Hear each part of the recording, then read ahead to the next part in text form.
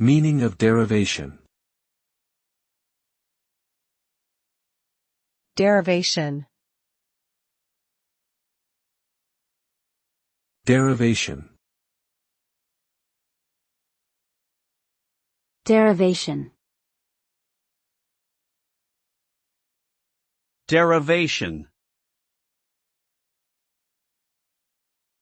Derivation refers to the process of obtaining something from a source or origin.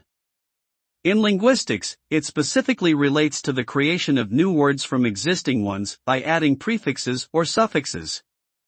The result of derivation is the formation of a new word with a different meaning or lexical category than the original word.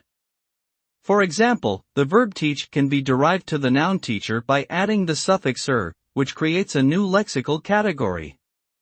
Derivation is an important linguistic process for expanding vocabulary and creating more nuanced expressions.